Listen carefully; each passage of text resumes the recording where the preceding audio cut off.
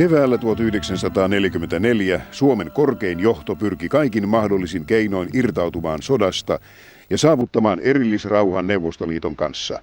Tärkeimpänä asiana kuitenkin Suomen itsenäisyyden säilyttäminen. Neuvottelut eivät johtaneet tulokseen, ja Neuvostoliitto aloitti valtavalla ylivoimalla suurhyökkäyksen Karjalan kannaksella. Kesäkuun 10. päivänä 1944 pääasema murtui. Suomen kohtalo oli vaakalaudalla. Suomalaiset joutuivat käymään nyt viivytystaistelua, jotta ylipäällikkö marsalkka Mannerheim ehtisi siirtää lisää joukkoja Karjalan kannakselle. 3 viikkoa suurtaistelujen alkamisesta puolustus tiivistyi ja venäläisten hyökkäys pysäytettiin Pohjoismaiden suurimmassa taistelussa Talin Ihantalan alueella 20 kilometriä Viipurista pohjoiseen. Merkittävät torjuntavoitot saavutettiin myös Viipurinlahdella, Vuosalmella ja Laatokan pohjoispuolella Nietjärvellä. Koska Puna-armeija pysäytettiin näillä rintamaosilla, Neuvostoliitto etsi ratkaisua yhä pohjoisempaa. Hyökkäyksen painopiste siirtyi vaihe vaiheelta korpimetsien, soiden, vaarojen sekä harvan tiestön sävyttämään Ilomantsin suuntaan.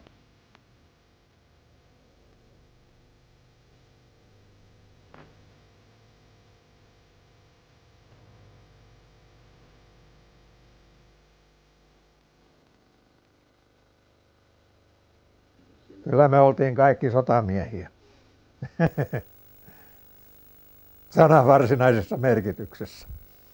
Mä tiesin, että nyt ne tulevat, jotain täytyy tehdä, ampua takaisin ja säästää miehiä. Tämä on minun perinteeni on säästää miehiä tavalla tai toisella. Kuollut sankari, kuollut sotamies on huono sotamies. Venäläisten hyökkäys Maaselän kannaksella alkoi kesäkuun 20. päivänä. Tämä oli aluksi sivusuunta sekä venäläisten että suomalaisten kannalta. Venäläisillä oli mies- ja materiaaliylivoima ja he olivat oppineet käyttämään taitavasti maastoa hyväkseen. He eivät suinkaan aina enää pyrkineet ratkaisuun suorilla rintamahyökkäyksillä, vaan koettivat saarrostaa suomalaiset joukot koukkaamalla metsien kautta.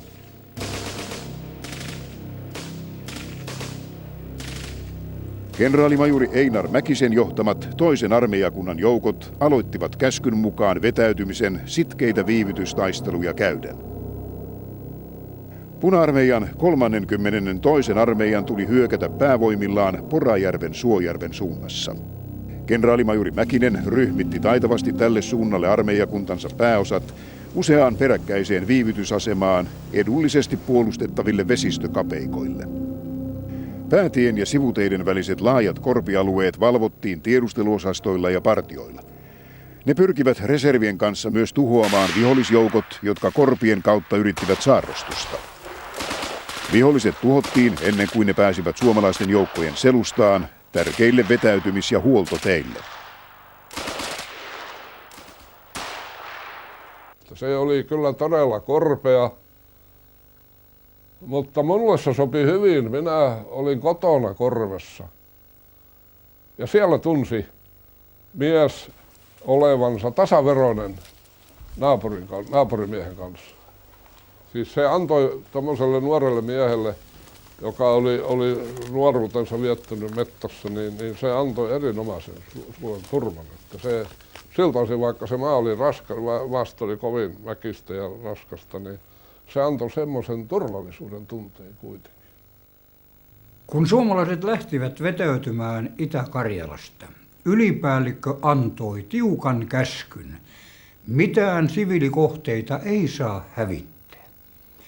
Kaiken lisäksi ylipäällikkö käski jakaa Itä-Karjalaan jäävälle väestölle 2 viikon muonat.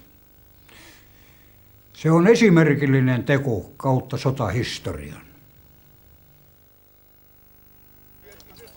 Suomalaiset olivat korpisodan ja saarrostussodan käynnin mestareita. Nyt venäläiset koittivat lyödä ne sillä samalla taktiikalla, joka oli tuonut suomalaisille mainetta ja kunniaa jo talvisodassa runsaat 4 vuotta aikaisemmin sekä jatkosodan hyökkäysvaiheessa kesällä 1941.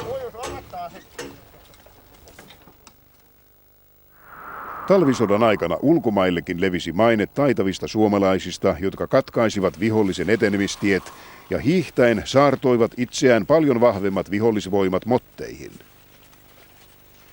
Saarostuksen jälkeen motit pyrittiin pilkkomaan pienempiin osiin ja tuhoamaan ne. Tässä tehtävässä suomalaisia hiihtojoukkoja auttoi pureva pakkanen ja vihollisen liikkumista vaikeuttanut lumi. Koska huoltokuljetukset eivät toimineet, kävi mottien puolustajien elämä vaikeaksi. Elintarvikkeet ja ammukset loppuivat. Motit saatettiin laukaista joko tuhoamalla ulosmurtautuvat viholliset tai hyökkäämällä valmistelujen jälkeen mottiin. Tuhotun vihollisen kalusto jäi usein ehjänä suomalaisille uusien omistajiensa käyttöön. Venäläisten päämääränähän oli jo heinäkuun puolessa välissä. Vallata Ilomantsi, edetä sieltä Korpiselkään, sieltä edelleen Wärtsilään ja edelleen 6. armeijakunnan selusta yhteyksille Sortavalan matkaselän tasalle. Heinäkuun loppupuolella, kun toinen armeijakunta oli torjunut venäläisten hyökkäykset Loimulan ja Tolvajärven suunnilla, oli Porajärven Ilomantsin suunta muodostumassa koko Suomen armeijan tärkeimmäksi rintamasuunnaksi. Täällä hyökkäsi 2 vihollisdivisioonaa, yli 20 000 miestä, jotka saartoivat ylivoimansa turvin eversti Thorvald Ekmanin komentaman kuluneen 21. prikaatin.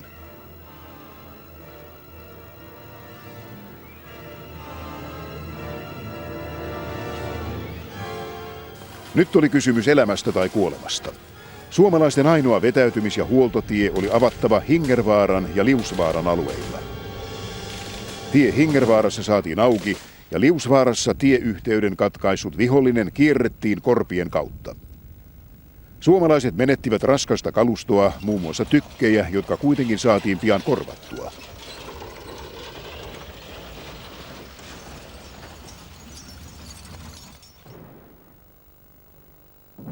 Eversti Ekmanin vajaan 7000 miehen vahvuinen 21. prikaati pelastui tuholta, pystyen jatkamaan viivytystaistelua kohti Ilomantsia. Voimasuhteiden valossa näytti selvältä, että viivytystaistelua käyvät suomalaiset ajautuisivat kriisistä toiseen. Taisteluja oli erittäin vaikea johtaa vähäisillä radioilla ja huonoilla puhelinyhteyksillä mäkien ja vaarojen rikkomassa maastossa. Lähetit olivat usein ainoa yhteydenpitotapa taisteleviin joukkoihin. Korpisodan käynnin yksi erikoisuus olikin se, että koskaan ei voitu tietää, mistä ilmansuunnasta vihollinen saattoi iskeä. Ilomantsissa ei ainakaan omalla kohdallani todettu mitään tämmöistä pysyvää linjaa, vaan siellä olivat sekä omat että vihollisen joukot sekaisin, toisin sanoen lomittain vähän toistensa kesken. Ja se oli juuri se kaikkein hankalin tilanne, koska liikkuminen siellä oli hirveän hankalaa ja kyseenalaista, että siellä ei pystynyt oikein kyllä mitenkään vapaasti ainakaan liikkumaan, että siellä saattoi tulla naapuri kyllä vastaan. No se oli semmoista, että ei tiennyt oikeastaan missä on vihollinen, koska se oli hajaantuneena siellä maastoon ja ei ollut mitään linjoja niin kuin tuolla Kannaksella, että tiesi just, että tuossa on. Että niitä saattoi olla siellä puskaryssiä mistä vaan tulla. Viivytystaistelujen jälkeen suomalaiset joukot ryhmittyivät puolustukseen ja niitä alettiin myös vahventaa. Samaan aikaan päämajassa päätettiin muodostaa Ilomantsin tulevia taisteluja varten ryhmä Raappana. Nimensä se sai jääkärikenraalimajuri Erkki Johannes Raappanasta, joka määrättiin tilapäisyhtymän johtoon komentajaksi. Hän oli kokenut Korpisodan taitaja, Mannerheim-ristin ritari numero 3 ja jo kesän 1941 mottitaisteluissa kunnostautunut mottimestari. Meillä oli aika harvoja johtajia siinä vaiheessa reservissä, joita voitiin ajatella. Mutta Raappanan kohdalla oli se, että ensinnäkin tiedettiin, että hän oli eräsodan tuntija. Sitten tiedettiin, että hän on hyvin aloitteellinen ihminen. Ja saattoi myöskin olla se, että kun niistä harvoista valintaa tehtiin, niin katsottiin, että nyt otetaan sellainen mies, jonka johdossa menestys on varma, joka ei olisi tapattanut viimeiseen mieheen tuota Ilomantsin suuntaan. Hän taisteli Rukajärven suunnalla 14. divisioonan komentajana.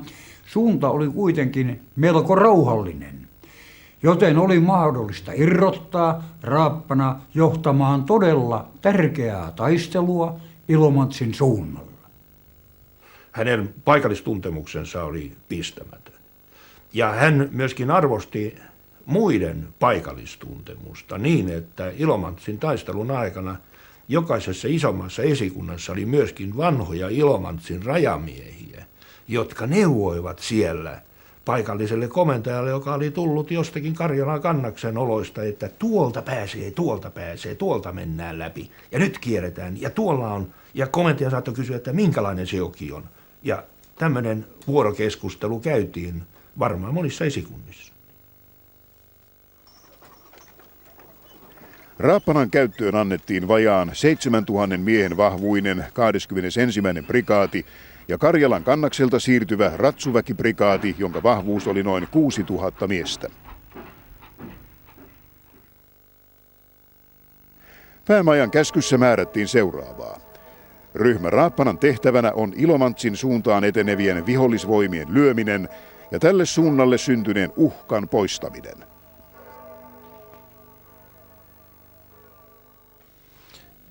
Ilomantsin kirkonkylällä on hyvin merkittävä maantieteellinen merkitys siellä, koska sen jälkeen tiet repeävät, voisiko sanoa, syvälle Suomeen.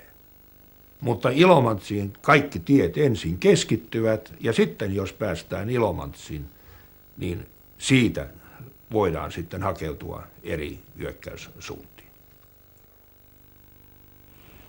Maasto Ilomantsissa on kumpuilevaa, melko matalaa vaaramaisemaa. Usein nuo vaarat ovat hyvin kivikkoisia. Vaarojen välissä on joko matalien harjujen pilkkomia nevoja, pieniä järviä tai kosteita korpimetsiä.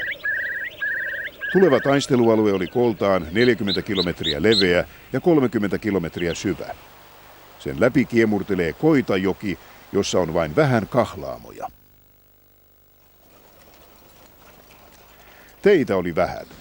Ilomantsissa oli vain muutamia suuria kyliä, mutta itäänpäin mentäessä asutus oli keskittynyt erämaakyliin. Niihin johti vain pahaisia kärryteitä ja polkuja, jotka paikoin muuttuivat kapulateiksi ja pitkospuiksi. Joukkojen liikkuminen alueella oli vaikeaa. Sekä suomalaisten että venäläisten oli raivattava ajoneuvouria ja rakennettava kapulateitä taistelujen kestäessä. Talvisodan päättäneen Moskovan rauhan 1940 rajanvedossa Ilomantsin pitäjä menetti alueestaan lähes puolet. Tällöin venäläiset linnoittivat kevään 40 ja kesän 41 välisen aikana uutta rajaa varsin vahvasti. Tämä uusi raja bunkkereineen kulki keskellä tulevaa taistelualuetta ja sen länteen katsovat vahvat pesäkkeet ja korsut olivat suomalaisille todellinen riesa. Kokeneelle eränkävijälle, kenraali Raappanalle, tuli vaistonvaraisesti ajatus lyödä vihollinen kahdella kaksipuolisella saarrostushyökkäyksellä. Tällöin hyökkäyskiilojen väliin syntyisi 2 mittavaa mottia. Pohjoisempaan jäisi, jos sotatoimi onnistuisi, noin 10 000 miehen divisioona Vellivaaran ja Lehmivaaran alueelle. Eteläisempi motti muodostuisi Teppanan Lutikkavaaran alueelle. 2 suureen saartorenkaaseen motitettujen vihollisten lyömisen jälkeen oli tarkoitus edetä päämajan käskemään tavoitteeseen Ylävuottojärven, Saarijärven, Salmijärven tasalle. Yleensä hyökkäyksessä katsotaan, että hyökkäjällä pitää olla vähintään 3-kertainen ylivoima onnistuakseen. Kaksipuolisessa saarrostuksessa vielä suurempi ylivoima, ja nyt oli kysymyksestä 2 kaksipuolisesta saarrostuksesta. Siis se oli todella rohkea ratkaisu, mutta se oli nerokas ratkaisu ja johti loistavaan tulokseen. Totta kai siinä isojakin riskejä oli, mutta Raappana hallitsi riskit mestarillisesti. Raappanalla ja hänen esikunnallaan oli kiire, sillä aika työskenteli nyt venäläisten hyväksi. Hänelle alistetun eversti Turva Lekmannin taistelujen kuluttaman 21. prikaatin oman 2 pataljoonan suuruisen osasto Partisen lisäksi saapui Viipurinlahdelta junakuljetuksin eversti Urho Tähtisen komentama levännyt ja täydennetty ratsuväkiprikaati. Sen tuloon sisältyi merkittävä riski. Ratsuväkiprikaati kykeni siirtymään taistelualueen pohjoisosiin vain Kallioniemen lossin kautta. Vaikka ratsuväkiprikaati olikin luopunut ratsuhevosistaan jo vuotta aikaisemmin, oli 6000 miehen, satojen ajoneuvojen ja hevosten siirtäminen yhdellä lossilla, ponttoonilautoilla ja syöksyveneillä pioneereilta valtava voimainponnistus.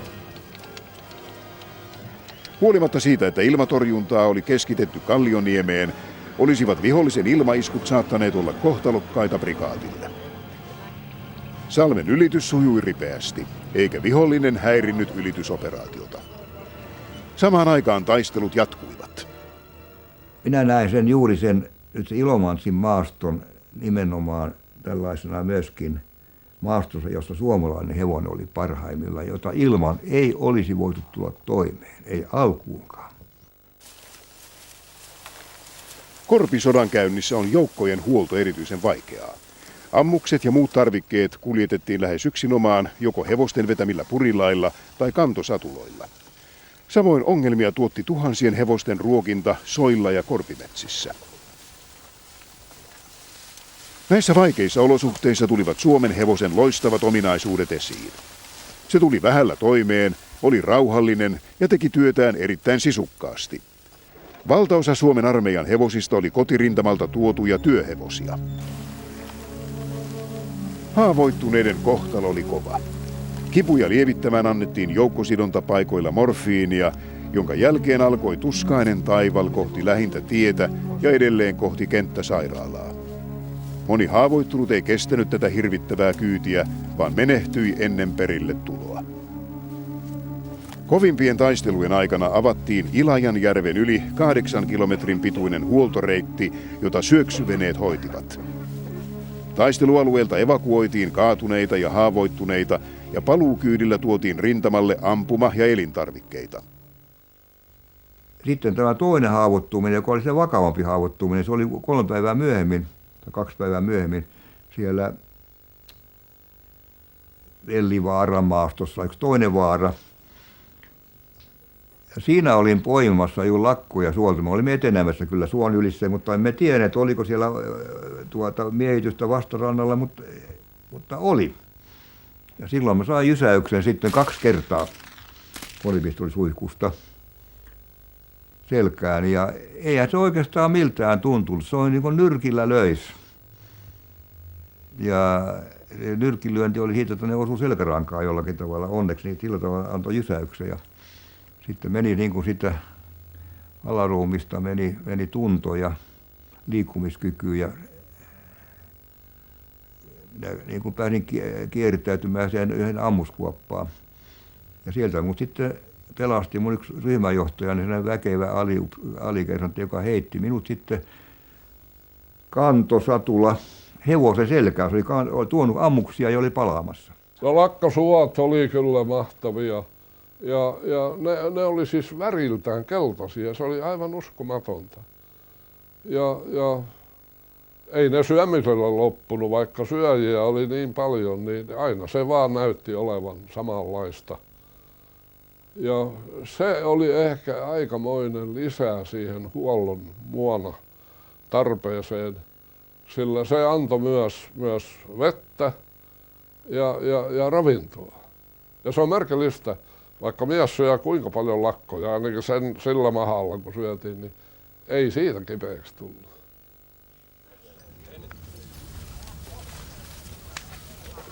Keittoruokaa oli vaikea toimittaa taisteleville joukoille. Niinpä sotilaille jaettiin sissimuonapakkauksia. Näin useamman päivän muona kulki miesten mukana. Taisi tulla 10 kilometriä matkaa ja kantosatuloilla tuotiin isoissa tonkissa sitten tämä lämmin muona, mutta kyllä se oli sitten, kun se tuli perille, niin se oli täysin syömäkelvotonta. Se oli, puurot oli niin jo käyneitä ja happamia, samoin lihasopat ja hernesopat, ei niitä pystynyt syömään enää. Kyllä se oli, kun ne monta tuntia hyrskytti lämpöisessä ilmassa hevosen selässä, niin sen tietää, että pilallahan ne menee. Jouduimme kulkemaan siellä korvessa soilla, jossa meillä oli hirveät kantamukset. Nimittäin Ratsuväki-prikaatin viestieskadrona taktiikan mukaan rakensi tätä puhelinyhteyttä kyllä meidän mukanamme niin kauan, kun se pysähtyi siinä lopullisesti. Mutta me joudumme kantamaan kaiken tämän viestikaluston kenttäkaapeleineen, puhelimeen ja kaikki ne tykötarpeen mukaan. Joten miehillä oli paitsi peruspakkauksensa, aseensa, niin myöskin näitä kaapelikelloja ainakin pari miestä kohti tai sitten radiokalustoja. Ja tämä oli semmoinen ylimääräinen rasitus, ylimääräinen pakkaus, joten miehen kantamukseksi voi sanoa, että se oli jotain 40-45 kiloa. Raskaat aseet piti jättää usein pois korpivaelluksilta, sillä miehet olivat jo muutenkin kestokykynsä ylärajoilla. Granaatin heittimet kulkivat harvoin miesten mukana ja jopa tulivoimaisimmat käsiaseet, konekiväärit piti jättää pois kannosta. Nämä tulivat taisteleville joukoille myöhemmin kuormaston mukana parempia teitä. Vaihteleva maasto se oli, mutta siis tiethän oli täysin kelvottomat, sanotaan, suurempaa kuljetusta varten. Se oli hevoskärryillä korkeintaan pääsi. Tosin siellä oli edes neuvostoliittolainen ambulanssi, oli juuttunut kiinni sitten tähän Hattuvaaran, Vellivaaran tielle, haavoittuneinen ja kaikkineen. Annettiin heillä tupakkaa ja jatkettiin matkaa. Maastossa nukuttiin sen, minkä saatiin nukkua, mutta ylipäänsä me jouduttiin valvomaan koko se ensimmäinen viikko.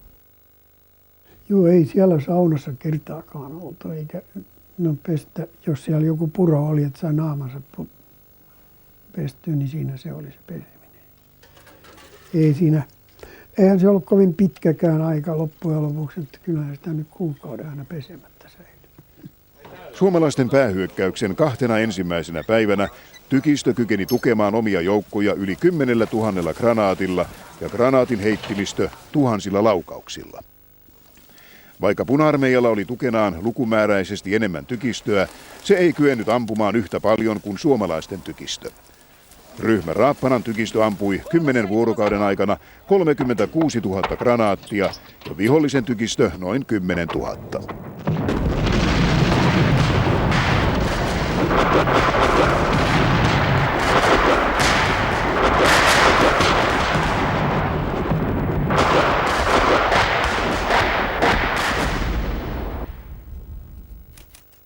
Lentotiedustelu antoi tärkeitä tietoja vihollisen huoltokolonnista sekä joukkojen liikkeistä. Suomalaiset pommikoneet tuhosivat siltoja ja pommittivat vihollisen huoltokuljetuksia ja ammuskolonnia. Pommituslentäjistä kunnostautui erityisesti luutnantti, myöhemmin kapteeni ja Mannerheim-ristin ritari Tauno Iisalo.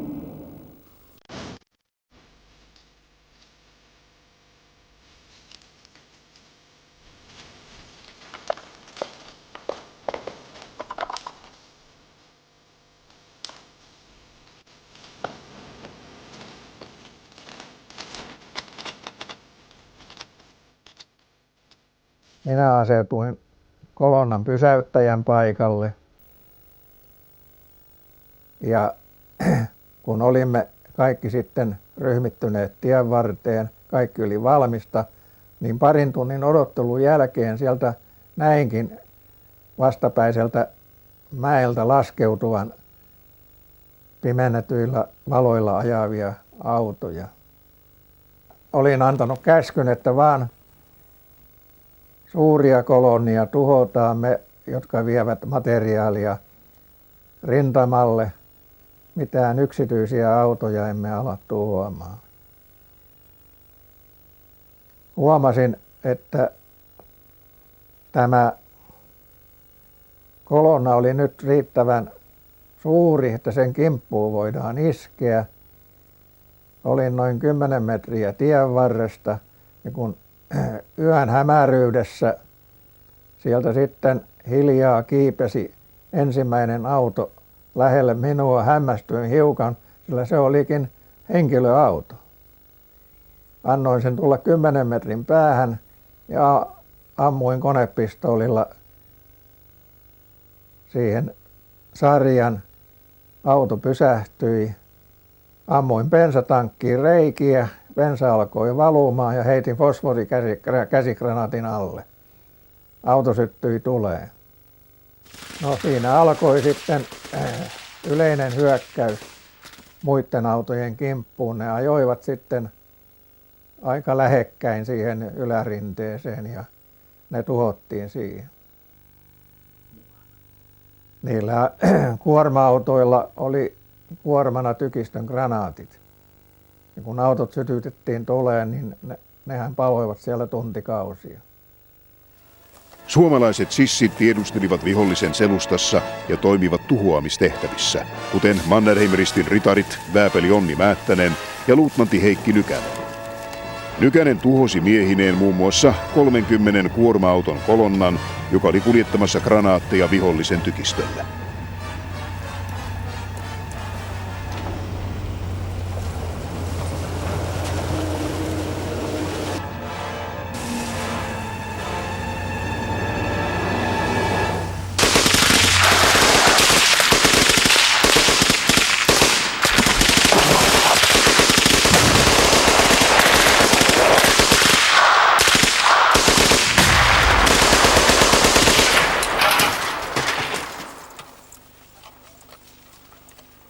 Siinä sitten tarkastettiin tämän ensimmäisen auton kaatuneet siitä maantieltä ja siinä todettiin, että toinen kaatuneista oli everstiluutnantin arvoinen.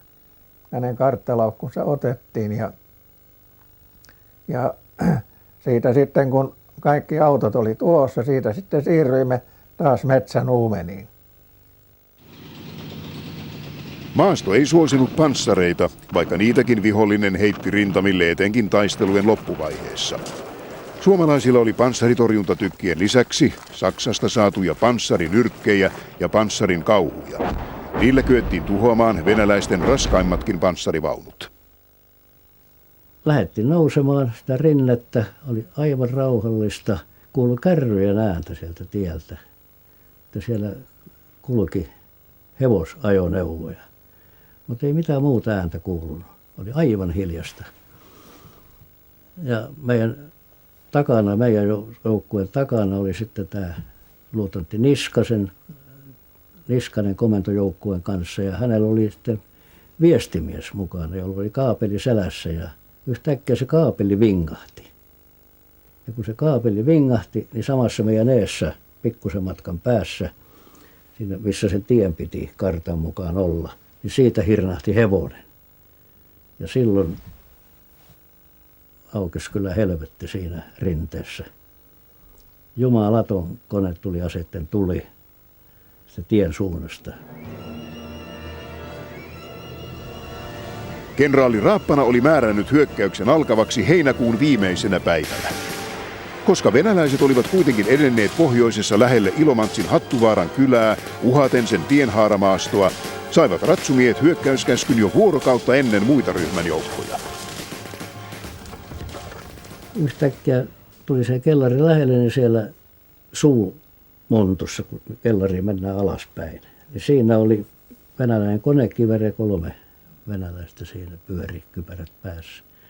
Minulla oli konepistooli ampuma valmiina, niin vein sinne pitkät sarjat ja kaverit vaipui siihen konekivärin päälle. Taistelu oli tauonnut, mutta savu leijaili, semmoinen kalman haju ja savu leijaili siinä talon pihalla. Siinä oli kaatuneena oli sen paikan, ne väitettiin, että oli sen paikan komentaja joku korkea-arvoinen venäläinen upseeri. Minä muistan sen niin hyvin, että minä voin vieläkin merkitä sen paikan aivan puolen metrin tarkkuudella missä kohtaa ja missä asennossa. se kaatunut eversti oli siinä ja siinä oli 2 kaatunutta sitten siellä vielä, kun ne oli tehneet konekiväärin pesäkkeen siihen talon kellariin. Sinne kellarista oli ikkunasta pantu konekivääri ulos ja se konekivääri oli, ne oli tulleet sieltä ikkunan kautta yrittäneet ulos ja ne oli kaatuneet siihen molemmat venäläiset. Suomalaisten rajajääkärikomppania keskittyi kylässä olevan tienhaaran pitämiseen ja Hämeen ratsurykmentti hyökkäsi venäläisten sivustaan ja löi 2 kertaa suuremmat venäläisvoimat aivan Hattuvaaran kylän itäpuolella saaden huomattavan sotasaaliin. Tämä Ilomantsin taistelujen ensimmäinen selkeä voitto loi uskoa ja rohkeutta suomalaisten keskuuteen. Ryhmä Raappanan päähyökkäys, jota tykistö tuki voimakkaasti, alkoi heinäkuun viimeisen päivän aamuna.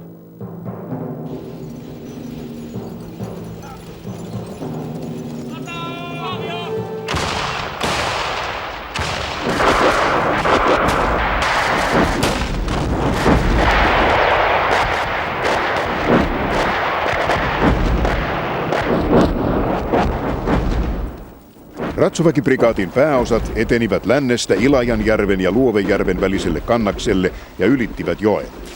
Tämä kannas läpäistiin jo elokuun 1. päivänä.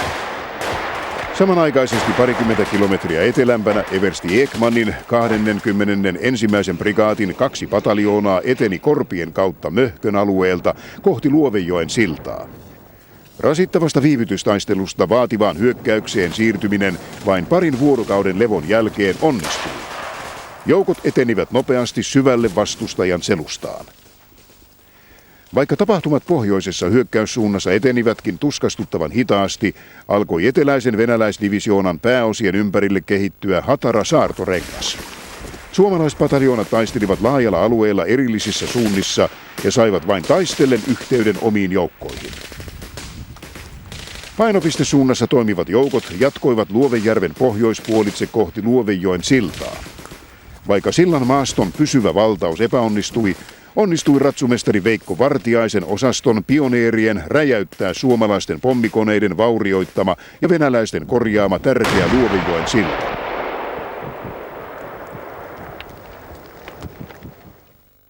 Pakin kanssa, siis ruokapakin kanssa painettiin suohon se pakki ja sieltä tuli sitten semmoista pahanhajuista ja varsinkin pahan näköistä mudan sekoista sekäistä vettä, mutta sekin maistui, kun oli oikein jano. Me yritettiin sammuttaa tätä janoa marjoilla ja tällä tavalla, että syötiin kourakaupalla niitä, mitä tuli vastaan ja niin poispäin. Että aina pystyi, jono pysähtyi ja syötiin, taas löytyi pusikko marjoja. Minä itse tein sen virheen, että minä otin kulauksen sitä suovettä, niin se oli aivan kauheata. Pojat varoitti kyllä. Älä siellä vänskä juo sitä. Mutta oli niin karmea jano, että yritin. Ja se oli aina, kyllä se jostakin aina sitten löydettiin. Ja sitten se kenttäpullo oli sinne, otettiin sitten, jos löydettiin lähde, niin siinä tyydytettiin niin kuin kamelio itsensä täyteen vettä ja koitettiin sillä varavedellä sitten mennä eteenpäin. Osasto Vartiainen joutui vetäytymään 400 metriä tuhotun Luovenjoen sillan pohjoispuolelle Kitsanlammen tasalle, mutta piti sisukkaasti hallussaan tämän tasan, pystyen näin johtamaan tähystettyä tulta tämän sillan alueelle.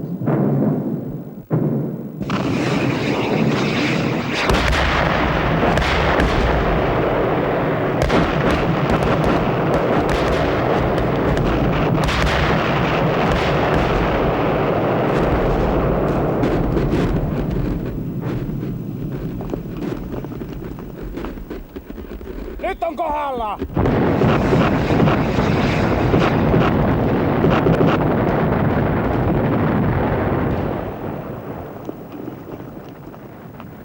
Etelämpänä 21. prikaatin tavoitteena oli samainen Luovenjoen siltamaasto. Majuri S.O. Lindgrenin komentama kärkipataljoona pääsikin kilometrin päähän sillasta. Vihollisen vastarinta tiivistyi. Seuraavina päivinä saatiin kuitenkin vihollisen tärkeitä tieyhteyksiä katkaistua, ja tällöin oli eteläinen vihollisdivisioona motissa. Samoihin aikoihin suomalaiset paloittelivat mottialuetta Lutikkavaaran eteläpuolella Teppanassa. Noin 30-40 sentin päässä alkoi näitä sananjalkoja kaatuilla, katkeilla.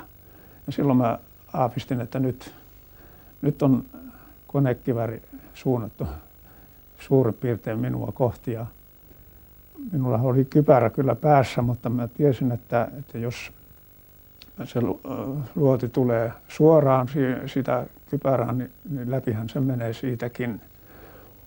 Ja siinä minä sitten jonkun aikaa joudun katselemaan sitä, kun ne sanajalat vaan kaatuili siinä kasvojen edessä. En muista rukoilinko silloin, mutta yleensä se oli niin, että tuommoisessa tiukassa paikassa niin se rukous tuli hyvin herkästi ja luulisin, että niin minultakin. Johtajakin pelkää, mutta ei hän saa sitä näyttää alaisilleen koskaan. Kaikkihan pelkää, mutta se pitää viittaa. Kyllä esimerkki vaikuttaa niin tavattomasti. Nyt suomalaisille tuli kiire, sillä tiedustelu oli havainnut runsaasti vihollisen merijalkaväkeä ja panssareita saapumassa idästä joukkojensa tukalaa tilannetta helpottamaan. Motit oli saatava laukeamaan ennen vihollisen hyvin varustettujen vereksien voimien tuloa.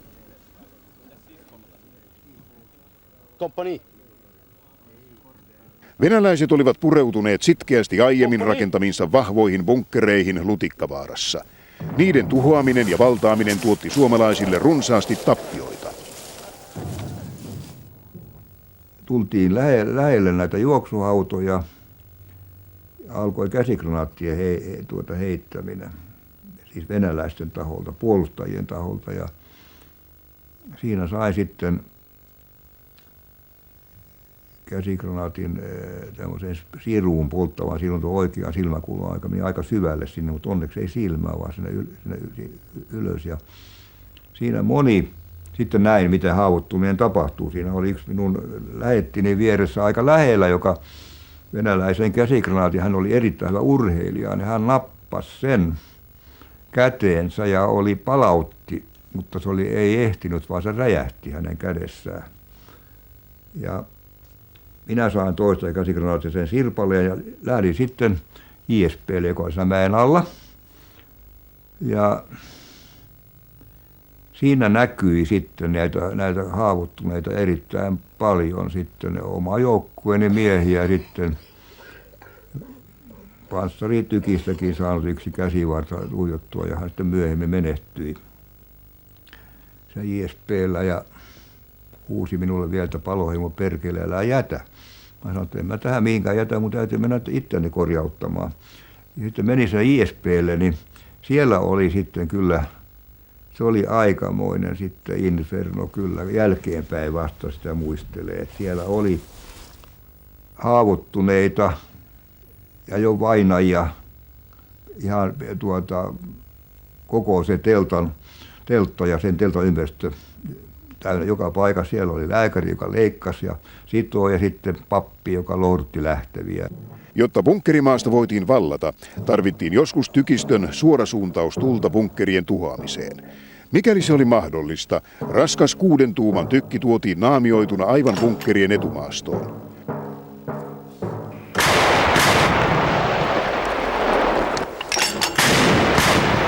Täysosumat bunkkerinaukoihin räjäyttivät nämä asepesäkkeet taivaan tuuliin.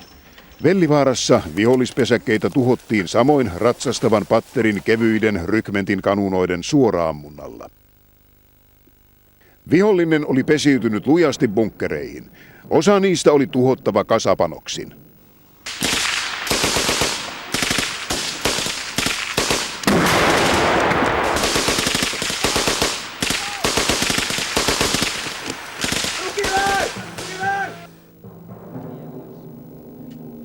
Vihdoin elokuun 6. päivänä vallattiin eteläisin motti Lutikkavaarassa.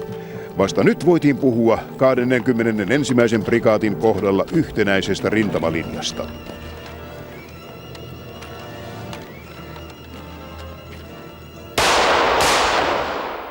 Samaan aikaan kiivaat taistelut jatkuivat hieman pohjoisempana. Ratsuväkiprikaati joutui sekä murtamaan hyökkäyksillään Vellivaaran ja Lehmivaaran motteja, että käymään samanaikaisesti puolustustaistelua vihollisen avuksi pyrkivää merijalkaväkeä vastaan. Tilanne oli yhä sekava ja vaikea.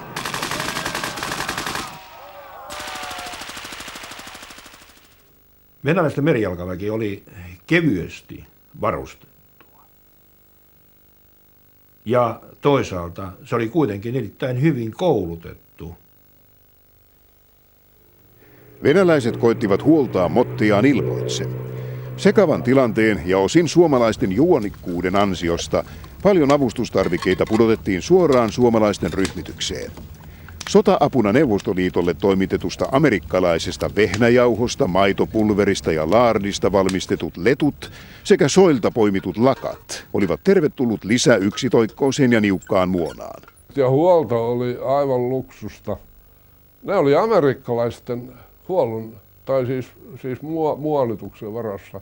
Oli sokeroitua maitoa, milkkiä, oli vehnäjauhoja, oli laardia, oli kaikkea muita oli, paitsi ei ollut alkoholia eikä tupakkaa. Ja tämän huollon varassa se oli. Kyllä meillä oli monta kertaa keskustelua siitä, että kuinka se on mahdollista, että me, jotka tätä läntistä sivistystä vaalimme tässä ja amerikkalaiset huoltaa naapurin. Ja sehän paransi meidän huoltoa myös paljon. Ja sitten saatiin yllättävä täydennys, kun oltiin siinä Vellivaaran motin liepeillä. Oltiin yksi yö. Niin tuli yhtäkkiä lentokoneita sieltä idästä päin. Alhaalta lensi isoja koneita ja puotti mötkähytti säkkejä alas. Nyt putosi meidän joukkueen alueelle, putosi 2-3 säkkiä. No, pojat tietysti heti katsomaan, mitä niissä on. Niissä oli patruunoita, mutta sitten oli myöskin amerikkalaisia lihasäilykkeitä. No nehän jaettiin tietysti sitten porukan kesken ja se auttoi ruokailuun paljon. Mitä tulee tähän vaatetukseen, niin jäi erikoisesti mieleen, että verrattuna meikäläisiin heillä oli erittäin hyvät varusteet, kun saatiin näitä vangiksi tai kaatuneilta. Katsottiin näitä vaatetusta, niin oli amerikkalaiset sadeviitat, amerikkalaiset maastohousut usein, ja säilykkeet olivat amerikkalaisia taikka englantilaisia. Että me sanoin kerran leikilläni, että me taistelemme 3 suurvaltaa vastaan. Neuvostoliittoa, Yhdysvaltoja ja Englantia. Ja pieni Suomi on aina ja pärjäsi kuitenkin. Kyllä se veli venäläinen on siitä se on harjoitellut salaa sitä nälkiintymistä, että ne ei niinku se ruoka ei ole niillä, se on ongelma heilläkin, mutta niillä ei yleensä ollut muonaa, niin kuin me sanon vielä toistan sen, että harvoin näki, että repussa olisi ollut leipää. Kyllä ne, joku oli niillä, heitti kun sen leivän, joku sanoi kyllä, että ne heittää sen leivän pois ennen kuin ne antautuu vangiksi. Mutta en tiedä, oliko näin sitten. Jo aikaisemminkin venäläiset olivat sytyttäneet laajoja metsäpaloja taistelualueella. Nyt tämäkin toiminta kiihtyi, sillä savu antoi hyvän näkösuojan ulos murtautuville vihollisille.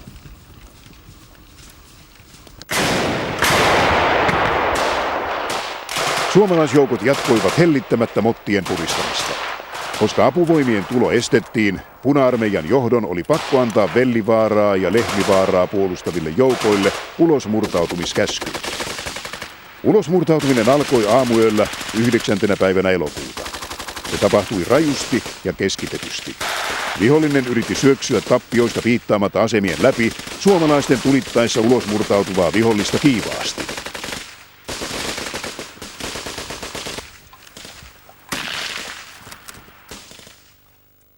Ja ryssät rupesivat silloin aamusella sieltä motin ulkopuolelta niin kuin hyökkäämään meitä kohti. Ja sitten me kuultiin se hirveä ryminä ja aseiden paukku, joka tuli sieltä motin puolelta.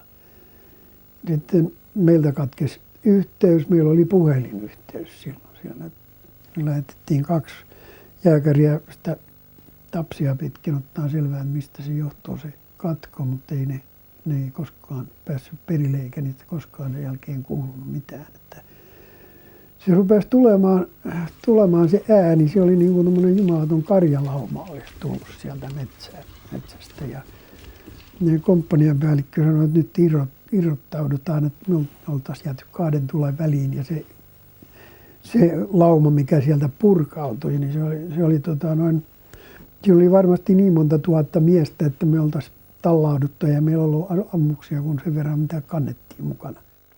Me siinä sitten oltiin ihan kaikessa rauhassa ja pidettiin jonkunlaista vartioa vuorotellen. Mä muista, kuka sitten oli aamuyöstä vartiossa. Me herättiin sitten kauheeseen räiskeeseen ja huutoon. Ja sieltä kuului uraa huutoa ja kova räiskeä. Me noustiin äkkiä poterosta ylös ja joka puolella puissa rätisi sitten luoteja. Ja siitä juoksi sitten meidän pataljonan komentopaikan suunnasta. Siellä oli toi KRH:n asemat. Juoksi näitä KRH-miehiä sitä huoltotietä pitkin poispäin. Ja me noustiin sitten, mäkin nousin poterosta ylös ja läksin samaan suuntaan sitten menemään, kun en tiedä oikein, että mikä tässä on homman nimi. Ja siinä oli tommonen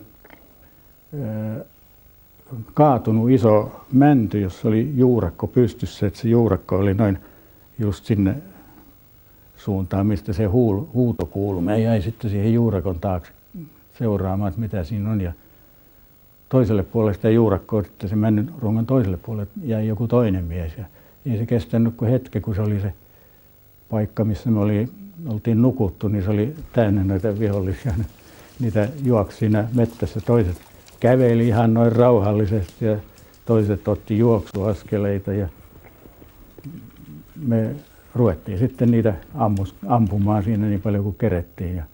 Mutta me huomattiin heti, että ei ne tule meitä kohti, vaan ne menee noin tuosta sivu toiseen suuntaan. Kaikki eivät kuitenkaan kyenneet seuraamaan pääjoukkoa, vaan joutuivat seuraavina päivinä armottomissa korpikahakoissa tuhon omaksi. Mottien purkauduttua Puna-armeijan hyökkäykset Ilomantsin alueella alkoivat laantua. Suomalaisten puolustus kiteytyi nyt mottien murtumisen aikaiselle tasalle.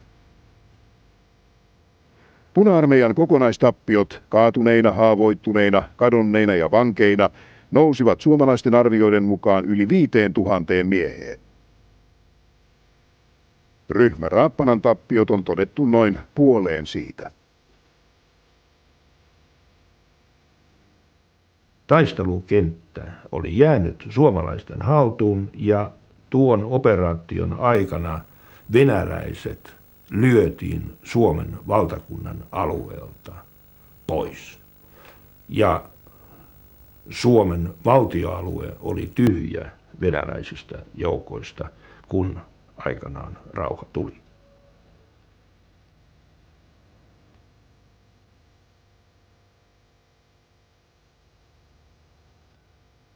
Suomalaiset saivat valtavan sotasaaliin. 2 divisioonan koko raskaan kaluston. 200 erilaista tykkiä.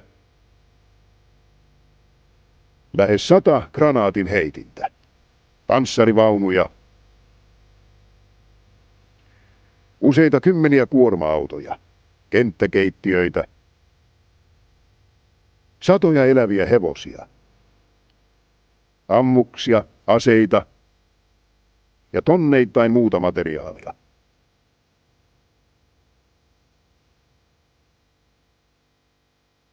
Taistelujen aikana Risto Ryti oli luopunut vapaaehtoisesti tasavallan presidentin tehtävistä 4. elokuuta ja marsalkka Mannerheim valittiin tasavallan presidentiksi Rytin tilalle. Tämä vaihdos tasoitti tietä kuukauden päästä voimaan tulevalle aselevolle. Ilomantsin voitto viimeinkin sinetöi sen, että Neuvostoliitto ei enää vaatinut ehdotonta antautumista. Ja myöskin vaaditut sotakorvaukset alenivat. Enää ei vaadittu saksalaisten karkottamista Lapista, kuukauden mielettömässä määräajassa ja sotakorvaus aleni 600 miljoonasta dollarista 300 miljoonaan dollariin. Itse olen sanonut, että Ilomantsin taistelussa Suomen leijona sivalsi Venäjän karhua. Ja jos näin ajatellaan, niin sillä oli vaikutuksensa. Suomalaisille jäi terve usko siihen, että kyllä me toisenkin kerran kykenemme. Jos ei olisi käyty tällaista viimeistä taistelua, voitokasta taistelua, niin olisiko sitten armeijan myöhemmän koulutuksen kannalta ollut sitä mahdollisuutta sanoa, että kyllä me kaikesta huolimatta vielä pärjää. Suomen armeija oli näyttänyt, että sitä ei oltu lyöty kesän kovissa taisteluissa. Se näytti, että suomalainen sotilas kykeni yhä antamaan viholliselle lujia iskuja. Se oli taistelullaan säilyttänyt isänmaamme itsenäisyyden ja pelastanut kansamme tuholta, sekä saanut aikaan lievennyksiä Neuvostoliiton ankariin aselepoehtoihin.